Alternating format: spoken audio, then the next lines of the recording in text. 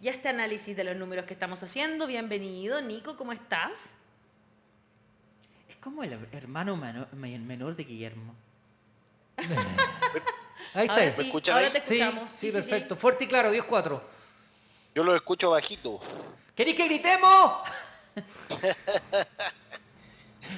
Quedamos sin voz ayer. Sí, pues me imagino. ¿Cómo estás? ¿Cómo amaneciste hoy día? ¿La marraqueta está más crujiente o no? Sí, pues estamos muy contentos porque bueno, por quién ganó y por quién perdió. Por quién Cierto. ganó, porque creo que Gabriel tiene todas las condiciones para ser un buen presidente. Ha mostrado capacidad de ampliar su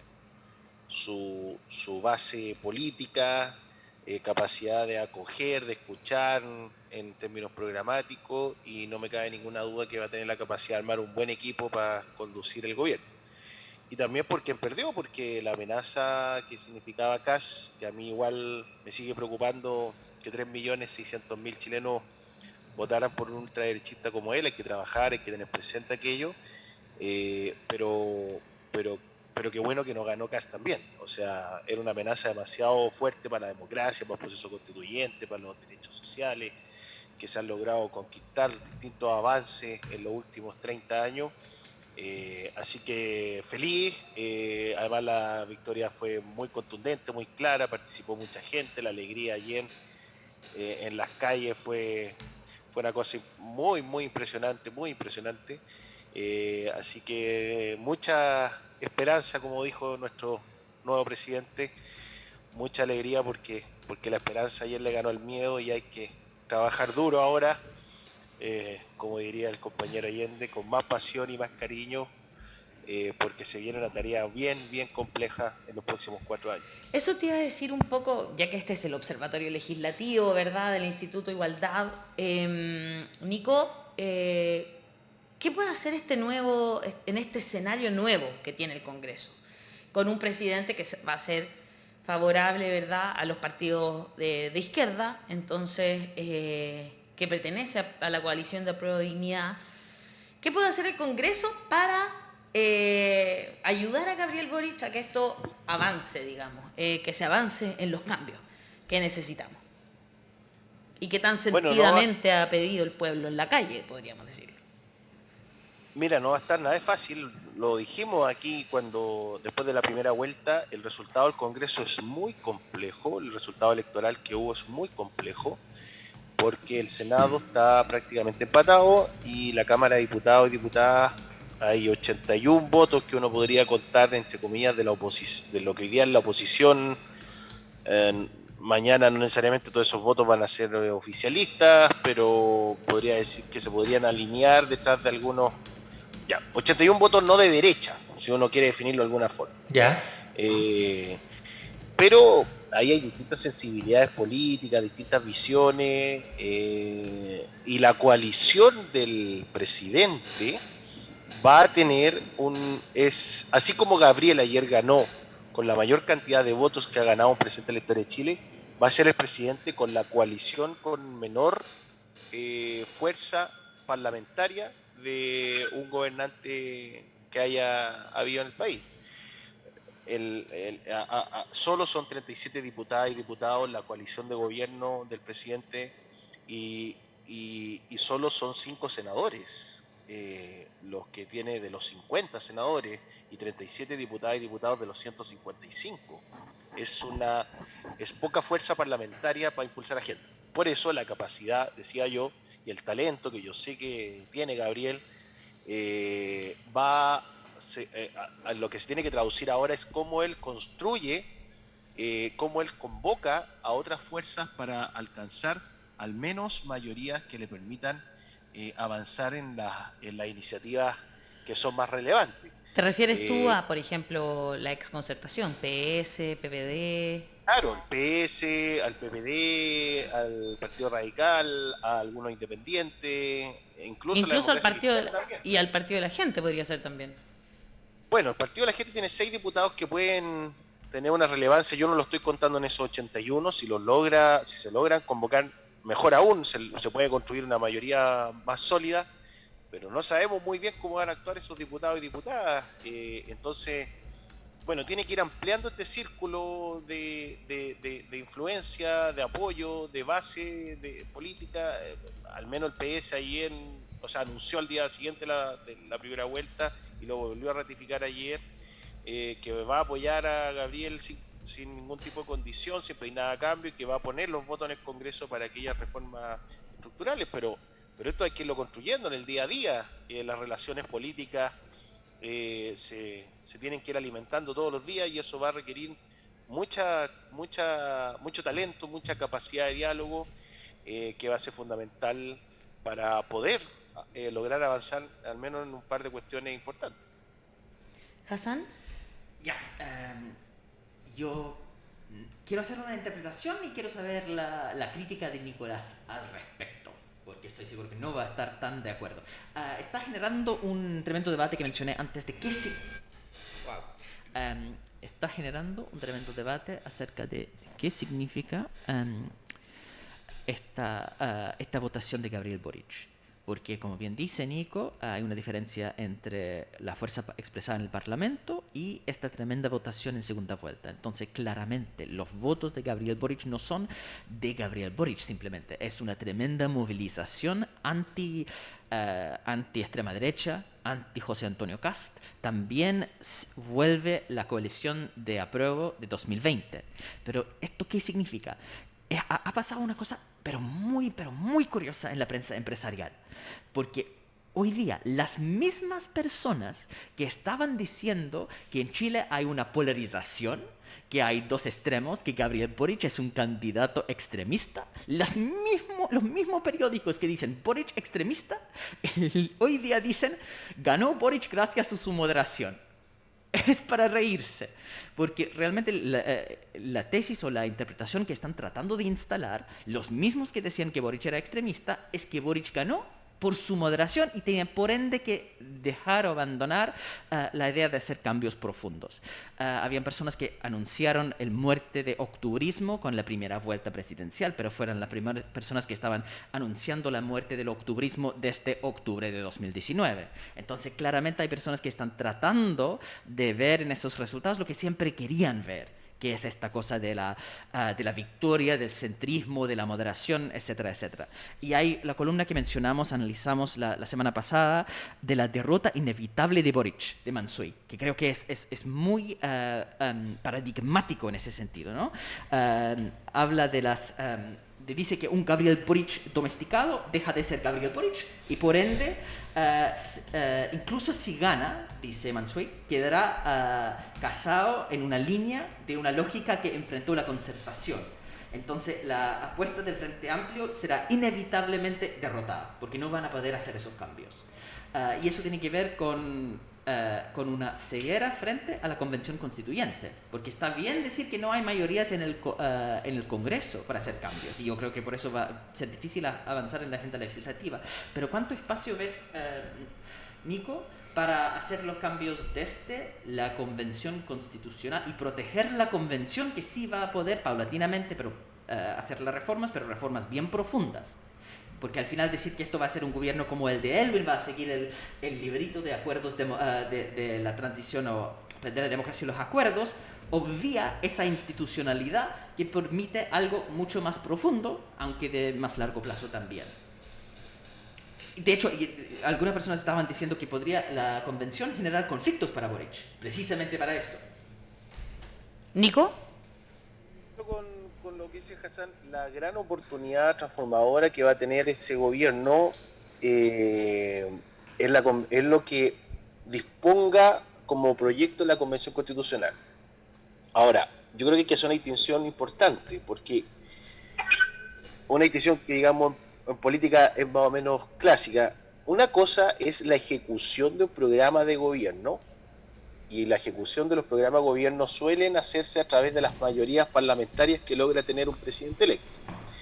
Y otra cosa es la construcción de un proyecto político, la ejecución, materializar un proyecto político, y eso excede los 4 años de un mandato presidencial, sino que es un periodo de tiempo mucho más extenso.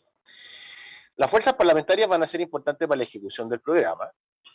La Convención Constitucional es importante para las condiciones políticas que existan en el largo plazo para hacer transformaciones estructurales y de largo aliento, de largo plazo.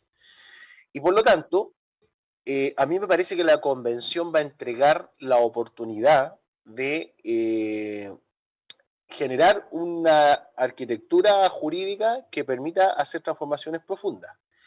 Pero, de todas maneras, esas transformaciones profundas esas condiciones para hacer transformaciones profundas que va a hacer la Convención, de todas maneras va a requerir de que el Congreso las aterrice, las lleve a normas concretas que permita que todas aquellas cosas que desea, que mandata la Constitución, se puedan llevar a cabo en la cotidianidad. Y por lo tanto, yo creo que si la Convención Constitucional, que yo creo ahora, lo decíamos ayer, el desafío principal ahora que viene para las fuerzas transformadoras es lo que ocurre en la Convención. Porque si la Convención logra cuajar, pactar un texto constitucional que articule una mayoría y que termine con un plebiscito aprobándose dicho contenido con una fuerza similar o mayor, ojalá, a la de ayer, es probable que eso genere condiciones distintas en el Congreso e incluso mayorías que hoy día no estamos pensando existan para poder materializar aquellas cuestiones que mandate la Constitución. Ahora, veremos en qué plazos, en qué tiempos, en qué términos, pero a mí me parece que el principal desafío político que viene ahora son dos, lo conversábamos ayer, uno es en marzo, cómo se configura el gobierno de Gabriel Boric para ver la amplitud política que va a tener en el Congreso, y el segundo desafío más relevante aún es en julio, en que se va a realizar el plebiscito de salida de la Convención y en donde una mayoría potente de aprobación podría generar mejores condiciones en el Congreso para el gobierno de Gabriel. Sí, oye, yo estoy muy de acuerdo contigo con lo que has dicho, sobre todo porque el proceso constituyente tiene un imperativo a aquel Congreso que quede después en términos de dictar normativa acorde con el Congreso, con la Constitución nueva, digamos. Entonces, no es mucho lo que se podrán salir de ciertas cosas respecto a lo que se decidió en la nueva Constitución. Ahora, el proceso legislativo posterior a la puesta en marcha de la nueva Constitución no va a durar 4 años, va a durar bastante más, yo creo. Claro, en fondo, entonces eso también va a darle oportunidad a este gobierno que está, pero también al próximo que venga, a este Congreso y al próximo Congreso, etcétera, que vaya poniendo al día y poniendo las normativas legal en orden a la Constitución en un más largo plazo. Así que en ese sentido yo creo que hay una oportunidad. Ahora, frente a la constituyente hay dos opiniones. Uno que opinan que la derecha se va a tirar con todo ahora contra la constituyente, porque es la forma de hacerle daño al gobierno, pero también hacerle daño a la propia constituyente para que no se apruebe la nueva constitución, porque a ellos les gusta la constitución de Pinochet, digamos.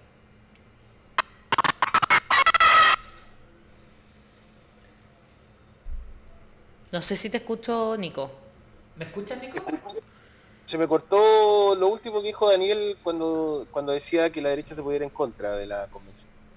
Ahí le puedes repetir cómo... No, si se pone en contra de la constitución, la derecha más ultrista, que no quiere una nueva constitución, le golpea a Gabriel Boric como presidente, obviamente, porque es un poco...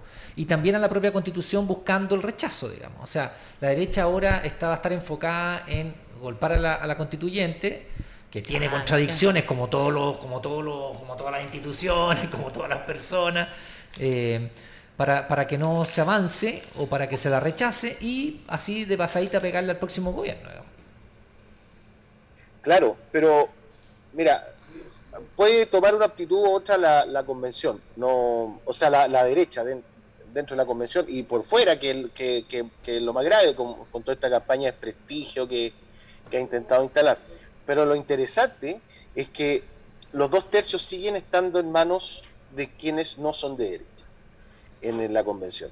Y por lo tanto la responsabilidad va a estar en ese liderazgo, en la capacidad que tengan de articular acuerdos que permitan avanzar en la redacción del texto. Entonces, más allá de lo que la derecha pueda o no pueda hacer, la primera responsabilidad la van a tener los liderazgos que dentro de la convención puedan ir articulando acuerdos que luego queden en el texto constitucional, y por lo tanto la capacidad de diálogo, de hacer política, de acordar cosas dentro de la convención va a ser un desafío muy relevante, y yo creo que ahí hay algunas figuras, no me cabe duda que una es Daniel, pero sobre todo y particularmente Daniel y otras más vinculadas a la coalición de gobierno del presidente, van a tener la primera responsabilidad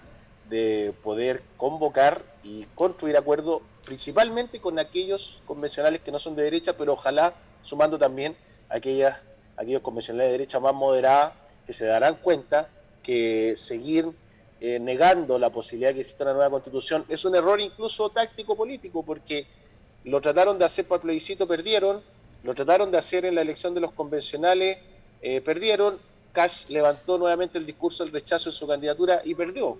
No tiene sentido, y puede que a algún sector de la derecha le entiendan que no tiene sentido seguir oponiéndose a la necesidad de una nueva constitución para el país. No, si hay un sector, yo te podría decir que hay un sector. Tengo un eco aquí, no sé por qué tengo un eco. Sí, hay un sector en la convención que está dispuesto a construir. Ahí se fue el eco, muchas gracias. Que está dispuesto a construir, hay, no sé, el convencional de Osandón, no sé, hay varios, ¿no? Pasa por aquí. Larraín, etcétera. Pero claro, pero hay otras que llegaron ahí a sentarse a torpedearlo. Se sentaron ahí con el fin último de que esto no funcione. O sea, como que tenemos... Y no solo en la convención, eso es lo peor de todo, que no es solo en la convención, es en todos los espacios donde están. Yo, por ejemplo, claro, el senador Rojo Edwards, aquí va a ser senador ese hombre. Solo a decir que no sé. Yo creo, Era cosa ¿no? de escucharlo ayer, tú cuando dijiste que habías visto, aguantaste un minutito en el Estado Nacional. No, claro, yo no, también. Hay una pregunta ¿Qué interesante. contribución va a hacer ese hombre?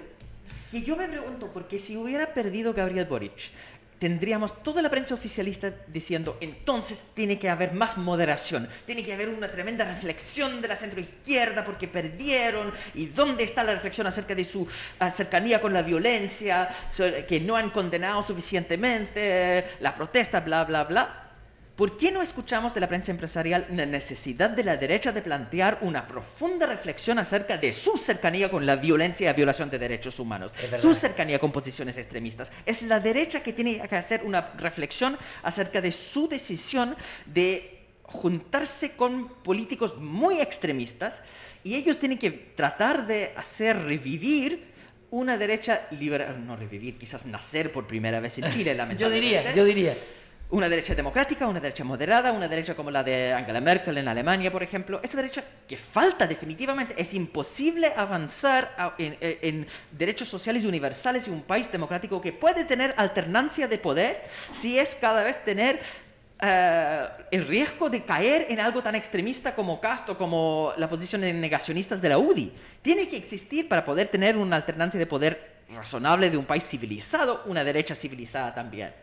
Falta eso, y el hecho que no están pidiendo eso a gritos desde la prensa empresarial habla muy mal también del problema del periodismo, ¿no es cierto? Estoy de acuerdo plenamente. Si me permite complementar. Hay una derecha que se ha autodenominado liberal, de centro. Pero la estamos buscando esa. Claro, que terminó apoyando a un candidato de ultraderecha, a un extremista. Entonces, yo no sé cómo ellos se van a levantar políticamente y ante la opinión pública nuevamente con ese discurso, porque es muy poco creíble.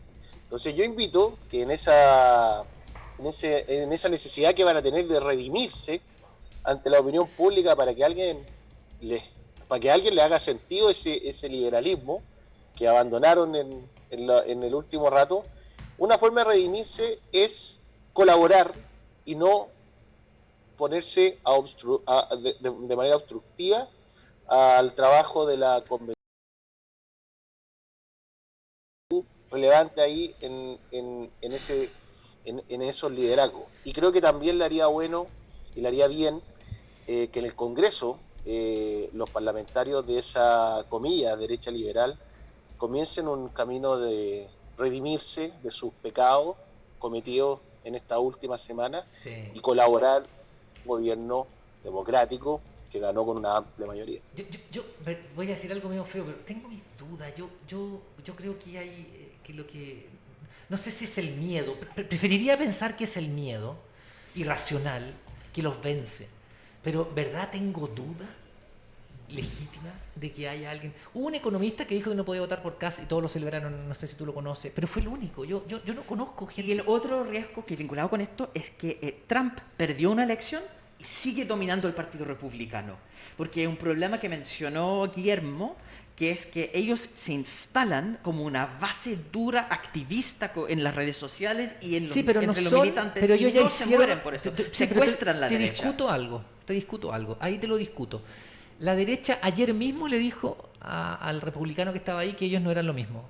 Se lo dijo... Esto es interesante. Claro, o sea, si van a hacer se unieron para esto, pero ellos se quieren retirar ahora hacia sus propios cuarteles de invierno un ratito, porque espero, yo dudo mucho, pero vamos a tener que observar, pero supongo que Chile Vamos o Chile Superman, no sé cómo se llama ahora, Super Chile, no sé, va a hacer una reflexión, o tendría que hacer esa reflexión para desprenderse de ese tubérculo que son los republicanos y que lo tiran hacia la extrema derecha, siendo internacionalmente reconocido, menos acá porque son dueños de los medios de comunicación. Entonces tendrán que hacer esa reflexión, pero porque si no es urgente, o sea, estamos todos, porque si no son todos de extrema derecha y ahí no hay donde perderse. Pero si van a hacer esa reflexión de decir, no, mira, ahora que ya terminó esto, los republicanos quedan allá y nosotros seguimos siendo la centro-derecha, ¿no? Así se denominan, la centro-derecha. No, así lo denominan los medios de comunicación y ellos también hegemónicos. se autodenominan. Sí, pero se autodenominan, pero da lo mismo. Son los medios de comunicación hegemónicos los que validan esa autodenominación. Como ellos se autodenominen, da igual. Kast no se dice a sí mismo fascista, nosotros le decimos fascista igual, porque muchas de sus propuestas lo eran. Es una mojigatería muy absurda siempre poner centro, entonces me encanta la frase, la centro extrema derecha. Exactamente. ¿Cómo eso? La centro extrema derecha. Mira qué buena. Sí, qué absurdo. Entonces por eso como que realmente es muy descabellado todo, la verdad. Sí. Está muy líquido, hay que esperar unos días, hay que esperar unas semanas y observar. Yo creo que vamos y hay a que tener... estar pendiente. Vamos a tener que, así como hemos defendido la Convención Constitucional, seguir defendiendo también la Constitución. Yo sé que habíamos quedado de tirar la piñerata hoy día, pero no le pusimos nada, po. No, hay que ponerle dulce adentro. Hagámoslo está vacío. Está vacía, po. No, déjalo así. Claro, no vamos a estar tirando una piñata vacía, po. No, y por último, ¿por qué no la dejamos así y tiramos dardos? ¿Sí? Yo asumí que la piñerata venía con cosas adentro, porque no fui una parte del electorado engañado. Hasta la piñerata está vacía. Hay una piñata de Piñera, Nico, para que lo entendáis. Hay una piñata que supone que... Pero vamos, yo prefiero dejarla porque es un elemento como de... Para que tengas el sentido que le queremos dar, tiene que tener los dulces adentro. Es que, ¿cómo puede tener dulces adentro una persona tan amargada? ¡Chan! Bueno, le ponemos dulces amargos. O pongámosle mate. Nico Facuse, como Muchas siempre, gracias. un agrado conversar contigo. Vamos a seguir con esta sensación buena, espero, durante, por lo menos hoy, pero de aquí en adelante, la voz de los que sobran se dedica a seguir defendiendo lo que hay que defender, en las cosas que tienen que ir sucediendo. Desactivar las mentiras. Eso y a trabajar duro, que no va a estar fácil esto. Exactamente. Pero con... y hay esperanza. Un abrazo enorme. La esperanza